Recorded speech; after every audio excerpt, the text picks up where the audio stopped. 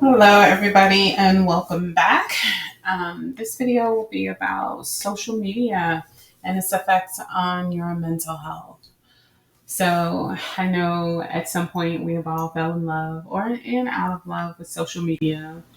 The attraction to social media is such a human thing. Like, we're social creatures, right? So, we need companionship. Um, we make connections. Some people really thrive off those connections, and the happiness of those or sadness of those relationships, the function or dysfunction of those relationships really affect our mental well-being, right? So being socially connected to others can, ease your stress and anxiety or depression. It can boost your self-worth, provide comfort and joy. It can help some people with loneliness, and it just show you a brighter side of life. But on the flip side, if you don't have strong connections or you have poor connections, it can pose serious risks to your mental and emotional well-being, right? Um, so for some people who feel lonely or feel like they don't have connections, they rely on social media to connect. um, there's several social media sites. There's a little something for everybody. And although all of them may have their benefits, it's important to remember that social media can never be the replacement for like a real world human connection, right? So actually getting out there, having fun with friends, at lunch, at dinner, at brunch, whatever it is, there's nothing that replaces that human connection. I had so many boys as clients in 1 year. And I never heard so much that, oh, I just talk to my friends over the game. Well, even talking to people over the game isn't as strong of a social connector, excuse me, than being with somebody in real time, in real life. It requires you to make contact with others, and it just triggers just kind of some natural hormones in your body that alleviate stress, and it makes you feel happier and you feel healthier and more positive, right? Versus when you're alone and you're isolated and you spend a lot of time in your room, it gives you, and let's say engaging in social media or other just kind of distracting techniques. What it does over time is it exacerbates your mental health problems such as anxiety and depression. I can, if I would be a rich woman if I can count the number of people who really struggle with anxiety and depression. In the next breath, they tell me, well, I don't really come out of my room a lot. I don't really have a lot of friends. I really don't just kind of mess with people that much, or I don't trust people. Like all those things that people say to just kind of give them an excuse to just shy away from just socializing, right? And so just know if you're spending an excessive amount of time on social media, and feelings of sadness, frustration, loneliness are impacting your life, it might be time to just kind of hang it up, get off social media, go out, walk, do things that make you happy, right? And before we get into like how social media affects you negatively, I do want to say that there are some positive, right? So the benefits, and it still doesn't outweigh the benefit of face to face contact. And so, um, social media helps you to communicate and stay up to date with the family and friends around the world. So, right? So, if you're in Georgia and you have family that's in Idaho or Indiana, it'll help you just kind of stay connected to those people. For I've seen several grandparents share their grandchildren, FaceTime with their grandchildren, or Skype, or do whatever they can to just kind of keep up with those babies. And there's even some families that do personal pages for their kids so families can come in and just kind of stay connected. And I think in that sense, that's really, really good.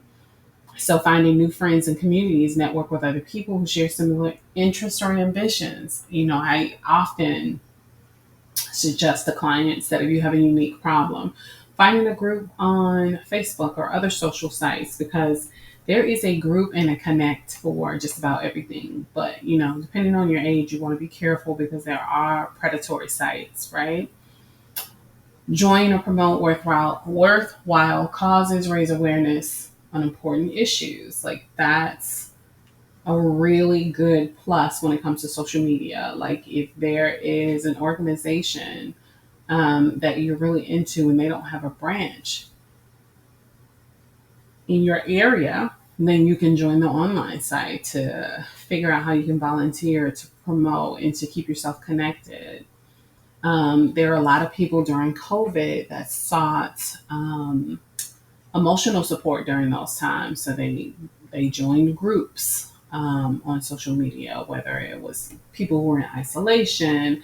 There were a lot of people who did like these dance, like these discos, like there were a bunch of DJs. I can't remember what it was called, but there were like a bunch of DJs around that time just doing just kind of virtual dance parties. And people were just really enjoying it because, again, isolation breeds that depression and anxiety, and folks needed that. And so social media can also be good for people who are in remote areas, right? You may not have a lot of people that you can contact there because your social sphere is limited. Also, in small towns, sometimes you want to talk to people outside of who everybody knows, right? I want to make my own friends. I don't want to talk to anybody in this whole town. I want to get out of here. Um, and then you can have social anxiety. Like, so for me, if you have like debilitating social anxiety, social media might be one of those places where you can actually go and find people that are like you, and that might be your soft launch into socializing. And then if you're a part of a marginalized group, like that's a great place for you to find support and find people, like-minded people that will just kind of care about you and listen to you and understand to a certain extent, and just really be there for you, right? So you can find an outlet for your creativity or self-expression. Um, I find a slew of DIY projects on social media. That's really why I go on social media. It's ridiculous. I go for DIY projects, crafts, which is kind of the same kind of category. Interior design and food. Like whatever social media site, my whole timeline is filled with those things. I don't even check on family. It's so sad. But those are the things I like. I can find projects, I can find inventive dinners. So for that reason, I find social media enjoyable because I can get something right at the tip of my fingers. I can have it and I don't have to search all over the internet for it. I can just put it in the search bar and have a step-by-step food tutorial.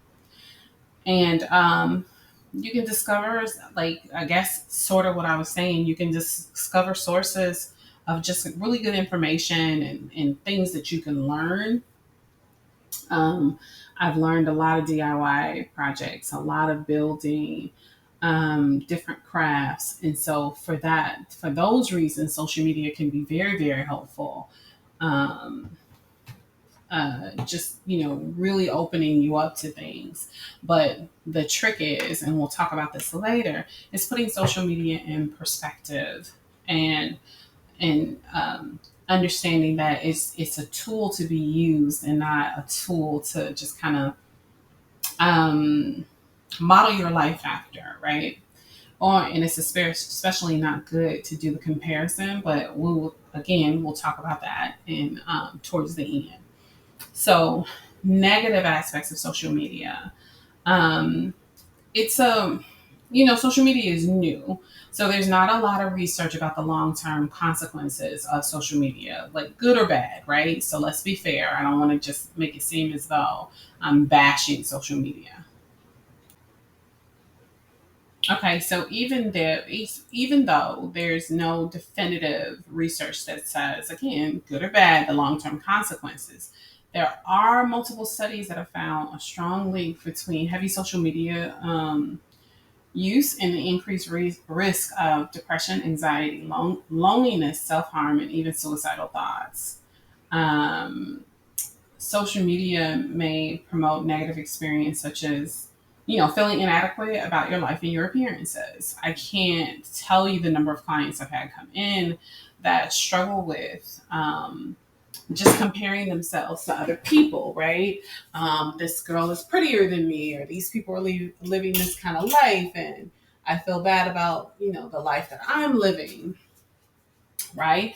So even if you know that the images you're viewing on social media are manipulated with the filters, um, just all the other face tuning that people do, it can still make you feel insecure about how you look. I mean, and you honestly can see people and know that, hey, you tuned your face, or hey, that's a filter, but you still judge yourself based on what they look like with face tuning or by whatever they do to their bodies um, and the filters, right?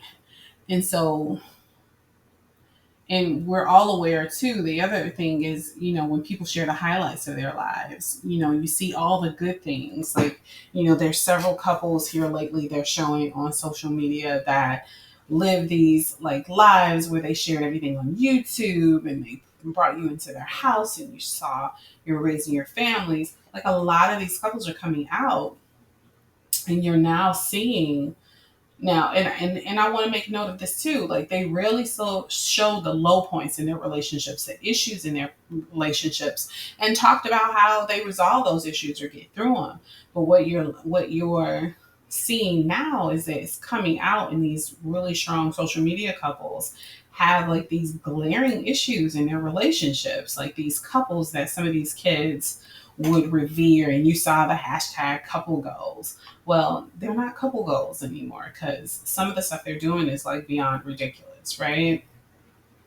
But again, even knowing that this stuff might not be real, or they might be putting, what do the kids say, putting it on for the gram, but that doesn't lessen the feelings of envy or dissatisfaction with your life when you're scrolling through someone's page and you see the beach holiday.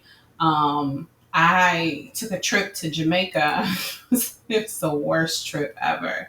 The resort, all of it. I didn't take pictures of like the bad parts. I didn't get on social media like it was horrible. I showed now I eventually moved out of the villa because it was inhabitable, but I didn't show the bad parts of the villa. I did show the hotel that we moved to, the beach, the trees, like the food. I showed all the good stuff, but nobody really understood like the craziness we went through the villa. I thought people would come in and just kill me in the middle of the night. Like it was so bad. So of course I didn't share that part, but that was a part of the whole experience, right? Now I can look back on it and laugh, but I was terrified. And again, no one's posting those things. And there are some people that are posting it, but for very different reasons, right? And so FOMO is another piece of just kind of how social media can be a negative thing. Fear of missing out, and then having an overall addiction. And so, of course, FOMO has been around longer than social media, but social media has exacerbated the idea of I need to be a part of that. Like I need to keep up with the Joneses. My life needs to look bigger, better, and stronger than the next person, right? And then if you feel like you can't compare to these people, it really impacts your self-esteem. It triggers anxiety, and then that will just kind of fuel a greater addiction to social media, because you just need to find more, you need to see more, you need to figure out, like there's a wave of kids who feel like, oh, I'm going to be an influencer. Well, because you don't want to miss out on the opportunity of being an influencer, some kids aren't looking at any other way to take care of themselves. No, not thinking of ways that they can carve out a life for themselves, right? So FOMO can compel you to pick up your phone every few minutes to check for updates or compulsively respond to each and every alert. And even if that means taking risks while you're driving, right? Some people can't even stop looking at their phone to drive. I've seen videos about kids getting into accidents because they are looking on their social media and driving. And if I'm honest, even in Atlanta traffic, which I don't even understand, if someone's driving like crazy and I can see them out my window, I'm like, what are you doing? A lot of times those people are in their phones, regardless of whether they're either talking on them or they're just kind of looking at them while they're driving, which I don't even understand, because Atlanta traffic is like survival of the fittest. So I don't get it.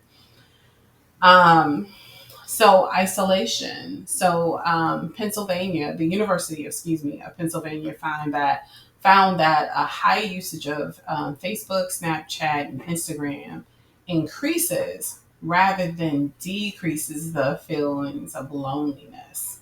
So conversely, the study also found out that reducing social media usage can actually make you feel less lonely and isolated and improve your overall well-being. And that's because you're getting out, you're doing, you're talking to people on the phone, or you're going out again to lunch, brunch, dinner. You're just doing something to interact with other people versus staying in the house, isolating yourself, looking on social media, feeling bad because you don't have the life of the people that you see um, on your feed, right?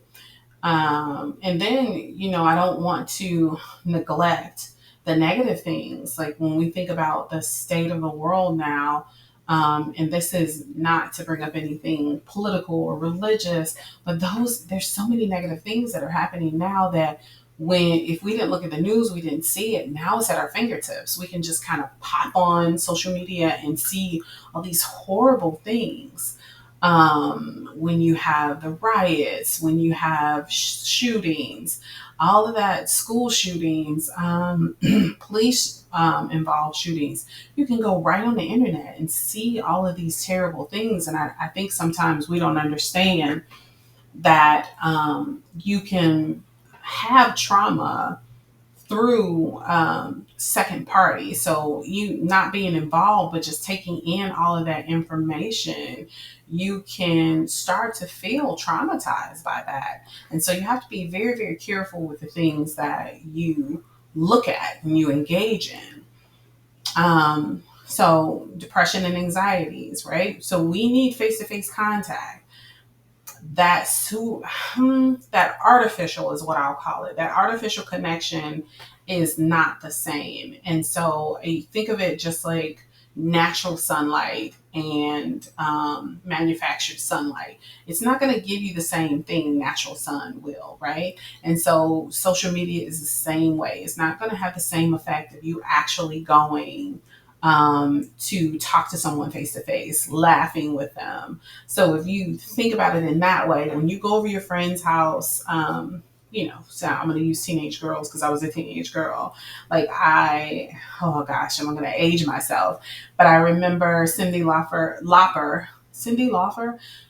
yeah, whatever. So she had this song called Time After Time, and I remember being in my friend's room and singing time after time to the top of my lungs, and we were just having a great time. And I know that when I left her house, I felt really good, especially since I had to go into a home rather, that wasn't as happy as what hers and wasn't enjoyable, but that felt great. But I know that if that happened over social media, it wouldn't have had the same impact and effect on me. And so having that dopamine, having those endorphins and just feeling happy and appreciated and loved in that moment and safe, right? That had absolutely, I'm sure that would have a greater effect on me than if those interactions happened over social media. So what I want you guys to understand is the more you prioritize social media over just kind of in person relationships, the more you're at risk for developing or exacerbating mood disorders like depression and anxiety, right? Also, exposing yourself to cyberbullying, right?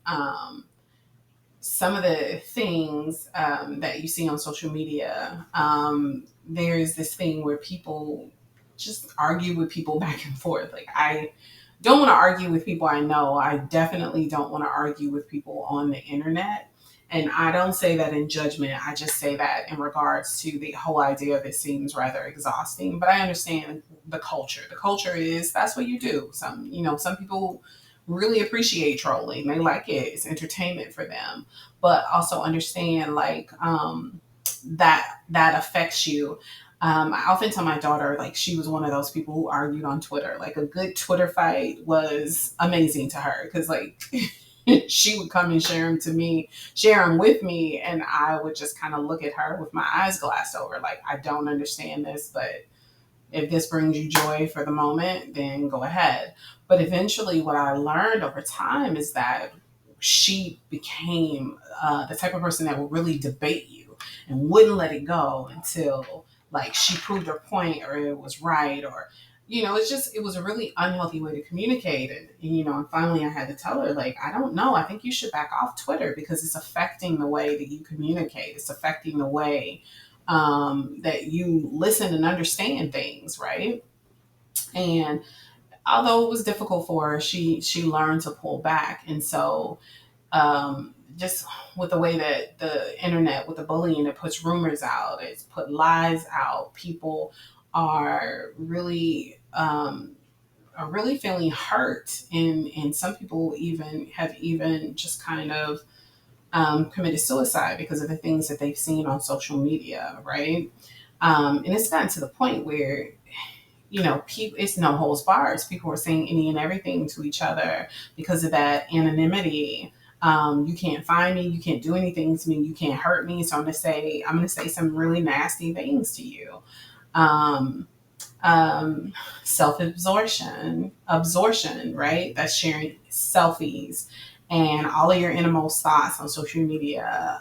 It creates an unhealthy self-centeredness and distance for distance from real life connections. Like, I know people on social media where I see selfie after selfie, and it's like a page full of selfies, and it's like good night. Like, that's a lot of yourself. And again, um, I don't think people understand how that affects you over time, right? And I think trying to understand what drives your social media use. I couldn't get social media out. It was a tongue twister. So while it makes it so, what makes you attracted to your smartphones and your tablets? And it makes it convenient, of course. Like, the convenience is great, right? Watching television on your phone, connecting with your people, just doing things that are entertaining, right? Like, there is, when you play games, there's an instant gratification. When you watch things, that you can get things at your fingertips. All of that is good. It's convenient. It's immediate. Like, who wouldn't like that? But if you realize how it affects you over time, then it would cause you some pause. Like, okay, maybe this isn't the right thing for me to do. Maybe this isn't good, right? And so this round the clock, just kind of hyperconnectivity with your phone can trigger impulse control problems, right?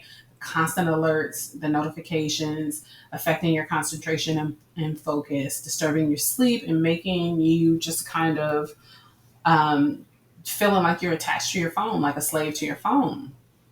Um, and you have to be very, very careful about that. Like, nobody wants to be, just kind of connected to their phone all the time.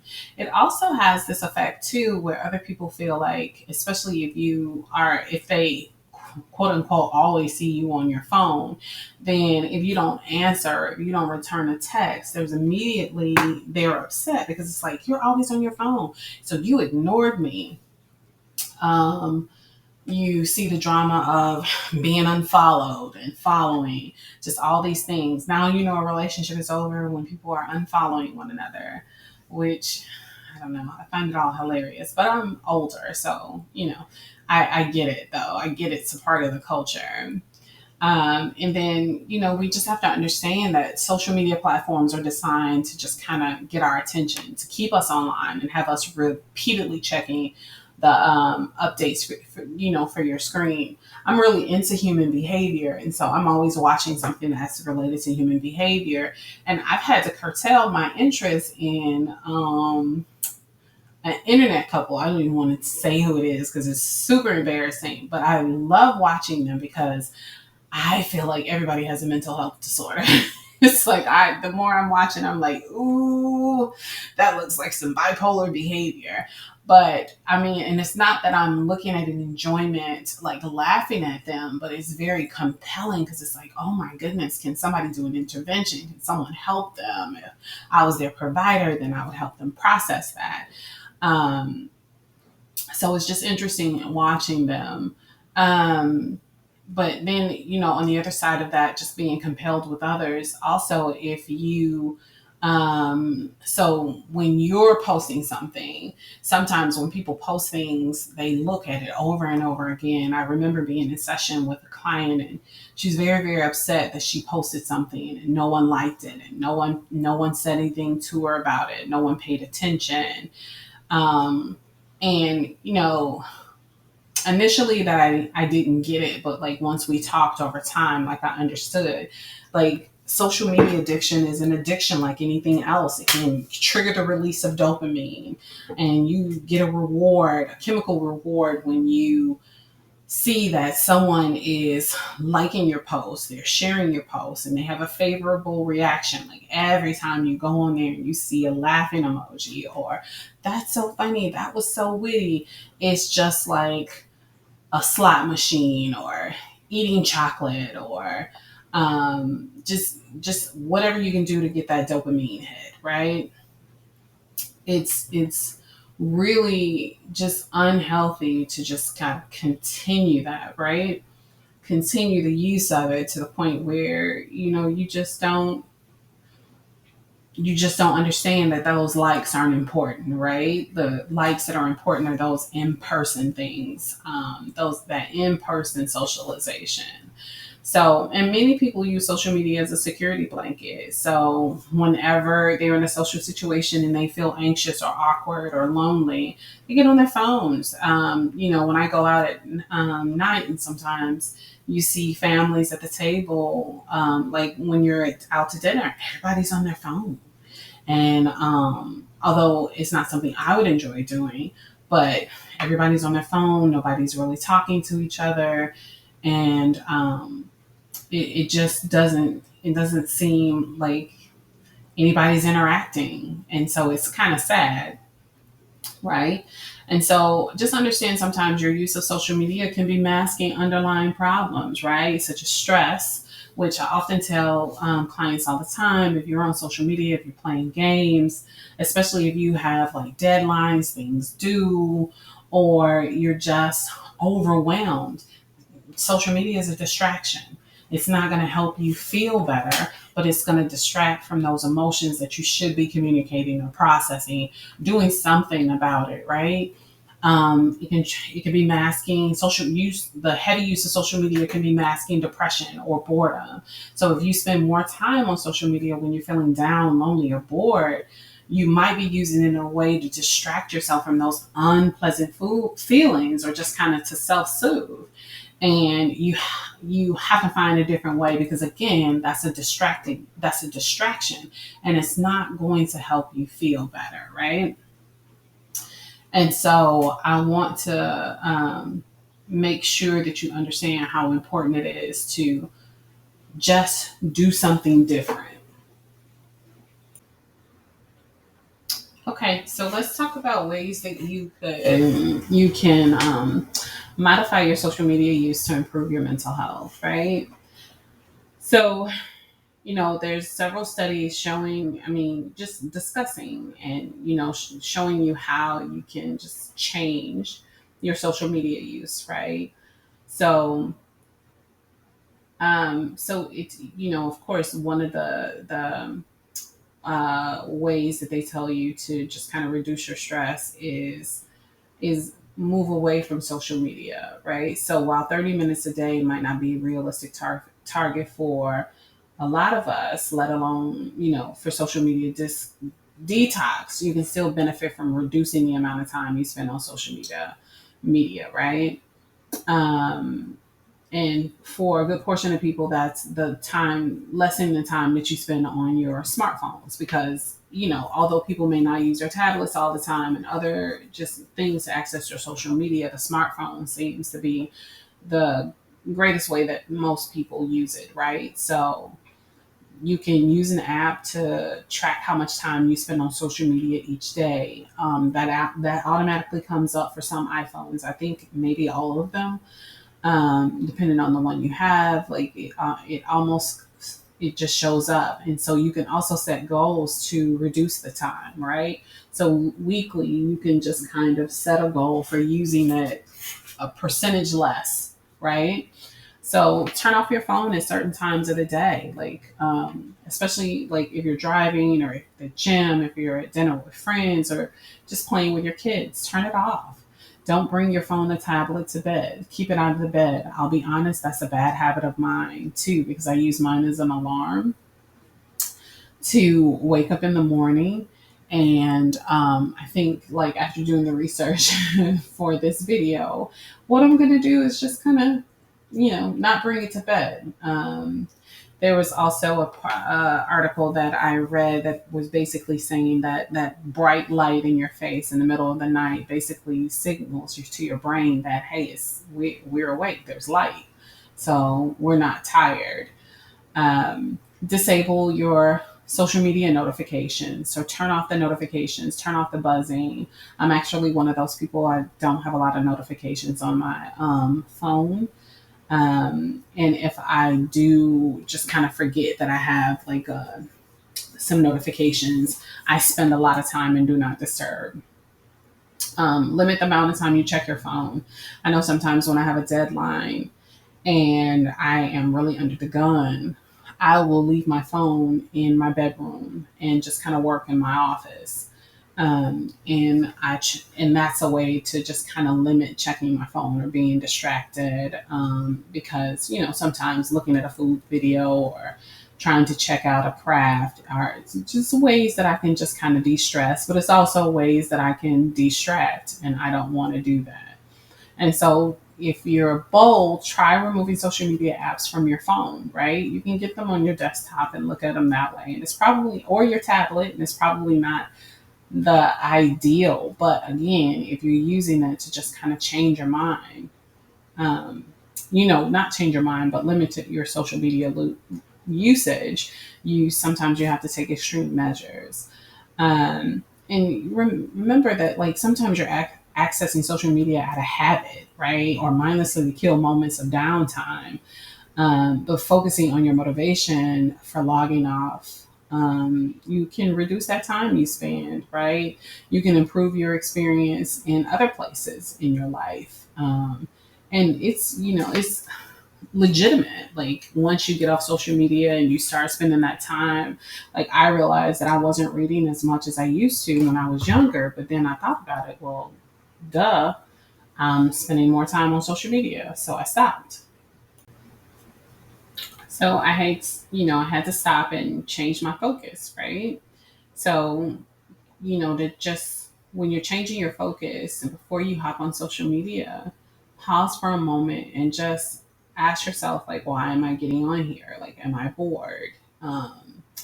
Am I lonely? Like, why am I doing this? I mean, for some people, it's just not that deep, but if you notice that it's affecting your mental health, then those are questions you have to ask yourself in order to just kind of change that habitual behavior, because it's going to be important to improve your mental health, right?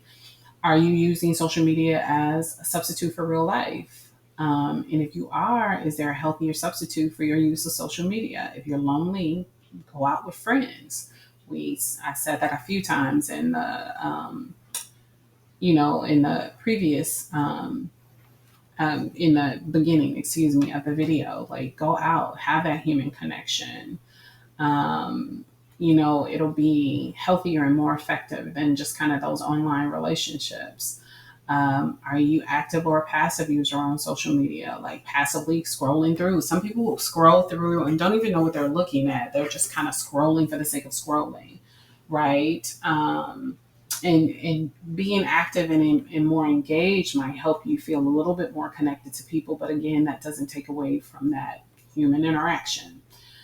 Does social media leave you feeling inadequate or disappointed in your life? Like again, that just kind of FOMO. Do you look at everybody else and feel like they're doing life right, and everything you do in life sucks? If that's the case, leave it. Leave social media where it is, because again, these people are showing you the highlight reels. And I know you've heard everybody say that over again, but I cannot stress more. I've had clients in therapy that had not large, they weren't influenced or anything, but they had pretty good engagement on their social media, but still feeling really unhappy because there was no fulfillment, right? Spend more time with your friends. Set aside time each week to interact offline with people. There's nothing that will substitute that. If you've neglected face-to-face friendship, reach out to your friends. Be the one to just kind of bring everybody together. Join a club at school. If you're an adult, join a club in your community. And don't let social awkwardness stand in your way, right? If you're shy, there's there's techniques you can use to just kind of get over that shyness. And honestly, one of the greatest things to do to get over your shyness is to strengthen your social muscle. Like it's going to feel awkward. It's going to feel just kind of just really awkward, alone and isolating sometimes, or you may feel like you're weird or inconspicuous. And one of the things I've learned is sometimes you have to embrace your weirdness. Like at this great age, I will shoot a finger gun at someone like, oh, he's looking at you, kid. And I don't have a problem doing or saying things that other people might be like, yeah, what are you doing? That's a part of my quirkiness. I accept it. I appreciate it. It's a part of me, and I'm not going to feel bad about it. There, in my opinion, there's a charm to it. So I'm going to roll with it, right? And if you don't feel that you have anyone to spend time with, reach out to acquaintances, like people you may not be closer to, but reach out to them. They might be feeling the same way, and you might make a friend. And for some, in a healthy way, sometimes you can just kind of talk to strangers. I can't tell you the amount of time an older person has just sat next to me and had this entire conversation, and it's like, okay, I enjoy getting to know them, right? It would have been odd or a little different initially, but I enjoy getting to know them and hearing their stories. It could be the therapist in me, but I just love it. Express gratitude, right? Take time for reflection. You can do some journaling. You can practice mindfulness, like go out and go for a walk and pay attention to the people, pay attention to nature, volunteer in your community, right? It's just really putting yourself out there, getting that human connection so that you can improve your mental health and understand that like no one is perfect. And that's one of the things that's really scary about social media. It breeds this idea of perfection, and perfection is unattainable, but social media says that oh, perfection can be obtained. And what you're going to feel like in the end is a failure if you're failing at perfection. And most people are going to fail at the idea of perfection because it's not attainable. So hopefully you enjoyed the video, and I'll see you on the next one, and have a really good day.